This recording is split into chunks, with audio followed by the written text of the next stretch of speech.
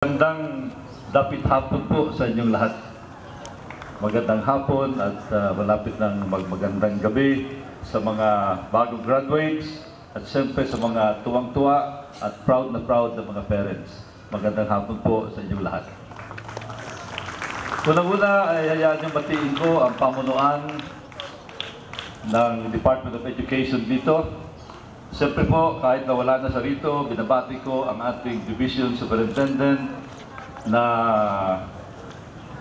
kanina ay nandun sa amin at pasal po siya ng pasyal at marami po siyang ginagawa at andito yung kanyang mga kinatawan. Andito po sina Filipino Supervisor Marieta Santos, ang District Supervisor Felicitas de la Cruz. Dito din yung dating District Supervisor na matagal ko nang kakilala, miyembro ng isang kagalang-galang na pamilya rito sa Dunggalo at sa Tambo, Factor Family, Flor Factor. At siyempre ang inyong principal dito, kaibigan ng aking dalawang kapatid na parehong graduate ng Philippine Military Academy, ang isa naging Vice Admiral. At nandito po si Colonel Recto Makinika na nakakagulat, nagkaroon ng second career at naging principal dito sa Dunggalo Elementary School. Binabati ko din ang ating mga halal na opisyal. Kanina nagbigay ng napakagandang mensahe ang aking kasama na kongresista, ang inyong kongresista sa 1st District ng Parañaque, Edwin Olivares. Palakpakan po natin si Edwin sa kanyang napakagandang mensahe para sa ating lahat. Malaki pong epekto ng mga sinabi niya para sa pag-antas ng antas ng edukasyon, hindi lamang sa Parañaque, kundi sa buong Pilipinas. Nandito din ang ating Vice Mayor, Gaston Bunting. Meron tayong dalawang konsihal ng Parañaque, ang inyong konsihal dito sa 2nd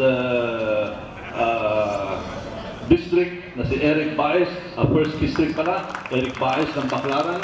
At sa amin naman, galing sa aking barangay, Barangay BF, na ating pinagmamalaki sapagkat bagong-bago pa lamang pero kitang-kita na natin yung galing ng kanyang pagsisilbi. At alam ko na maraming ideya ang ating Mayor June Bernabe. Siya po ang nagpapasimuno dito, siya ang tumutulong sa implementasyon, walang iba kundi si Konsihal Benjo Bernabe. Meron pa tayong mga ibang halal na ng Barangay Dunggalo, mga kagawad po. Dito ang mga kagawad ng Dunggalo, si Junjun Pascual, kagawad Michael Factor, kagawad Noriel Gonzales, at kagawad Ricardo Lara. Nandito din ang mga kinatawan ng Knights of Columbus. Kanina bumaha ng mga scholarships at ang mga scholarships kasama yung Knights of Columbus. Nandito sina Sir Knight Andres Soriano. Ang alam ko mayaman ng Andres Soriano. Andyan din si Romel David at si Joy Omanya ng Knights of Columbus dito po sa Parañaque. At binabati ko din ang kagawad SK Chairman na nandito si Ariel Omanya. Salamat po. At siyempre binabati ko ang mga teachers. Hindi ko pwede makalimutan ang mga teachers. Alam niyo kung bakit? Ako po'y nagturo ng 4 na taon sa Asian Institute of Management. Nagturo ako ng 4 na taon sa UP-MBA. Yung mga magulang ko, pareho naging public school teachers nung kami nasa Romblon pa.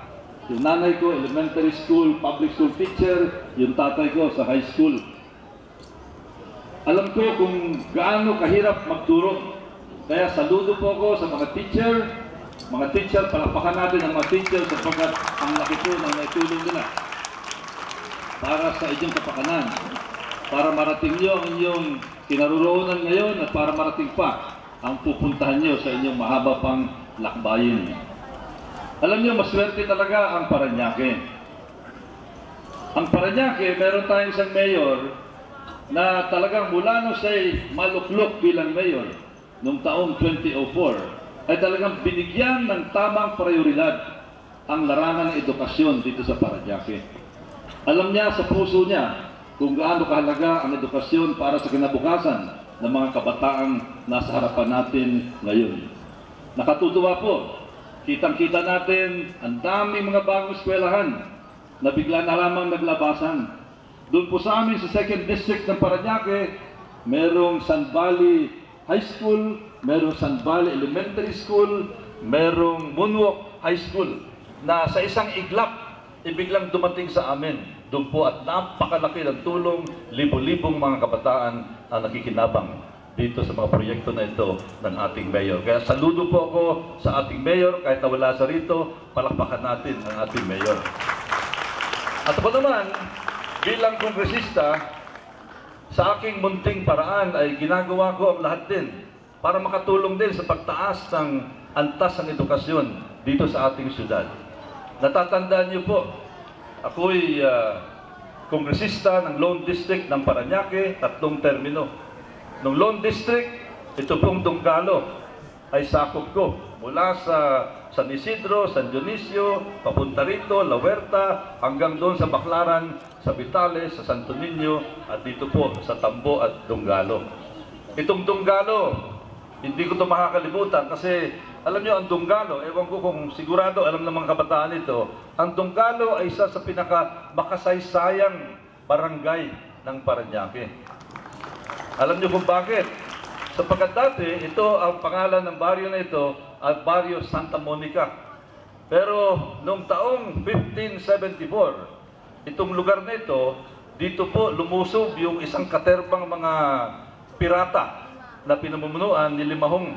Sumugod sila dito sa Luzon at dito sila naglanding sa Dunggalo. Akala nila, madali lang silang dumaan dito, patungo sa Intramuros para labanan yung mga Kastila.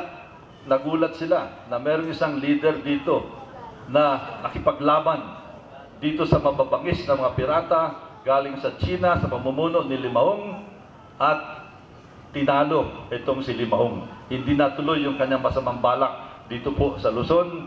Ang pangalan ng taong namuno sa puwersa ng mga Pilipino dito sa inyong lugar, ang kanyang pangalan Galo, at later on binigyan siya ng titulong Don. Kaya naging Dunggalo itong inyong lugar. Kaya makasaysayan po. Kaya yung mga hindi taga Dunggalo, huwag kayong magbibiro dito sa Dunggalo sapagkat likas na matatapang ang mga taga Dunggalo. Totoo ba yun? Kaya naman, noong ako'y nagsilbi bilang congressman ng Lone District, talagang binigyan ko ng prioridad ang edukasyon. Marami po tayong pinatayo mga building. Kanina nabanggit na yung building dito, yung pinakamataas na building dito sa Dunggalo, naging proyekto po ni Congressman Goles. Doon po sa San Dionisio, meron tayo, sa La Huerta, meron, sa Tambo, meron, sa Baclaran, meron po, at sa Santo Niño, meron. At pati doon sa 2nd District, tuloy-tuloy po yan. Kaya hindi pa natatapos yung aking termino bilang congressman ng Lone District ng Parañaque, agad akong kinilala at ako'y tuwan-tuwa na kinilala na nagpagawa ng pinakamaraming school buildings sa kasaysayan po ng Parañaque. Alay ko po yan sa inyo. Marami nagtatanong, bakit ba ganun si Congressman Goles na talagang binibigyan ng pansin ang edukasyon ng mga estudyante? Alam niyo kung bakit? Sapagkat si Congressman Goles po, katulad ninyo, produkto rin ng public school. Ako po'y nag-aral sa isang napakaliit at kaawa-awang public school doon po sa low-cost government housing project sa Quezon City na doon ako lumaki. Doon kami nagpunta nung lumipat kami galing sa maliit at mahirap na probinsyang Romblon. Nadaanan ko kung paano mag-aral sa isang eskwelahan na kaawa-awa ang kalagayan. Yung desk, sira-sira,